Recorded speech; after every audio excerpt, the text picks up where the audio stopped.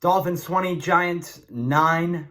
Just wanted to get a quick YouTube video out there. I did one on Twitter. I wanted to do one on YouTube as well. So I started out the Twitter video talking about Joe Judge specifically. I want to just stay on that content and talk about that a little bit here as well. First of all, if you're new, subscribe, drop a like. Alex isn't here. I would really appreciate it, as long as I'm sure Alex would as well. I'm wearing actually a NYCFC jersey because actually I can root for a team that's in the playoffs, which is crazy, I know. For anyone who doesn't know, it's the MLS. Don't worry, I know you probably don't because care about a league that basically matters. MLS is nothing. But anyway, off freaking topic. New York Giants. So yeah, Joe Judge. Why are we calling a timeout with seconds to go in the first quarter?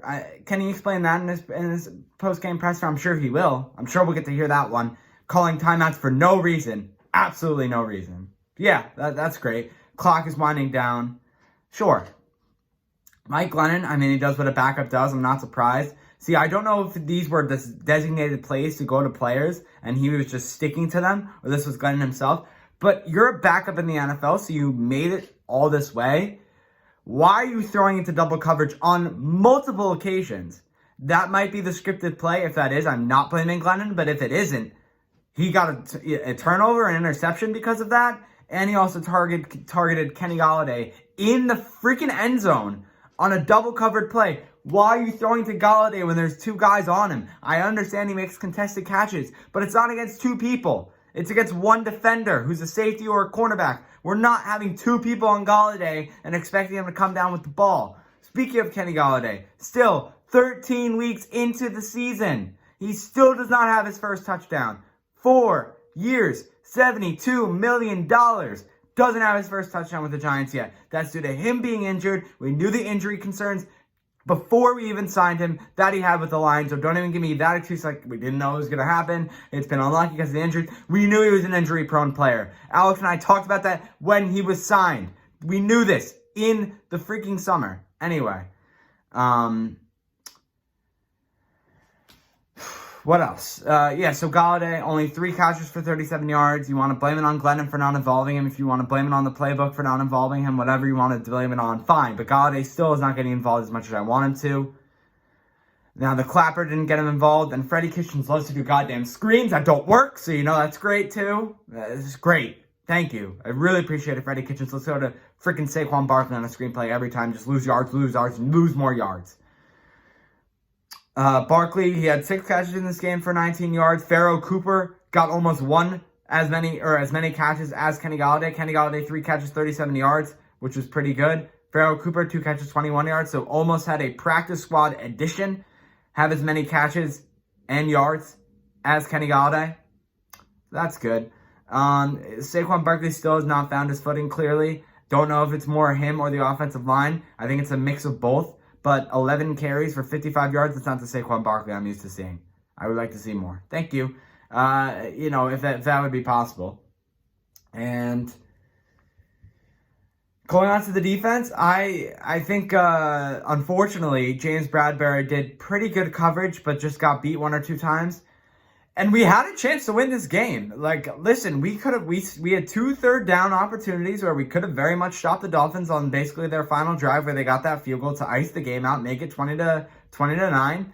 And there were 2 third downs, both of them, I believe, in the Dolphins' side of the field, where if we stopped them, we could have had a very good chance of coming down the field and winning. But like we would have to go, it would have to gone our way. But we had 2 third downs where we had a chance to do it. The first one, I think it was just unlucky with the Devonta Parker, 2 feet inbounds sideline catch. But I also do kind of blame that on Bradberry a little bit. I think he needs to stay on him. It was just unlucky. And then, of course, throw it up to the tight end. He'll make the grab for you. Mike Gesicki. Giants still have some problems covering tight ends. Defensive pressure, still, do we get... No, we got a few sacks today. Quincy Roche came up big. Azeez Ojulari got a sack in there. Ojulari, I believe, has set the Giants' rookie record for sacks with 6.5 this season. So good job by Azeez Ojulari. Tua Tagovailoa, nothing too crazy. 244 yards and 2 touchdowns. Actually, Gaskin held him good running. Jalen Waddle teared this defense apart with 9 catches for 90 yards. Good for him. Same thing with Devontae Parker. He did pretty well there. Mike Gesicki as well. 7 catches, 46 yards. Isaiah Ford had 1 catch, and he was, of course, the one with the touchdown.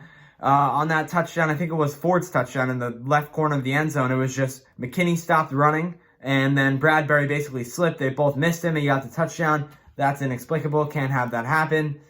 I don't think I'm asking for too much, honestly, but maybe I am, and I'm just, like, too crazy. But anyway, I'm just used to it at this point. Another loss in this Giants season. They are now 4-8 and sit at the bottom of the NFC East, just like they've basically done, all season now? So that's great. So much for a wild card. Now, in order for this perfect 9-8 season to transpire, they need to win every single game left in the season. That's 5 in a row. You know what? The Dolphins did it. The Dolphins did it. They're 6-7 now. Can the Giants do it? And maybe we'll still be in the wild card. Going and looking around the rest of the NFC East, right now Washington is up at this moment when I'm recording this 7-0 against the Raiders. Looking to everything else that happened, obviously the Cowboys on Thursday Night Football beat the Saints, so that's annoying. And the Eagles beat the Jets today, so that's also annoying. So basically, I guess we're just rooting on a Washington loss. But for now, please go follow us on Instagram, Twitter, TikTok, Facebook, The Giant Take Pod. I'm on Twitter at JoshSolo29. Subscribe here, drop a like if you like. And either later tonight or tomorrow, we will have a recap episode with Alex. I just needed to get this out. But basically, my ending points here. It's unfortunate what happened with Glennon today. I think it's a mix of both. I actually would like to see Jake Fromm next week if Daniel Jones is still out, because apparently now the injury is multiple weeks. So that's great. You know, it's really bad. Yeah. So anyway, subscribe. Thanks for watching, and see you later.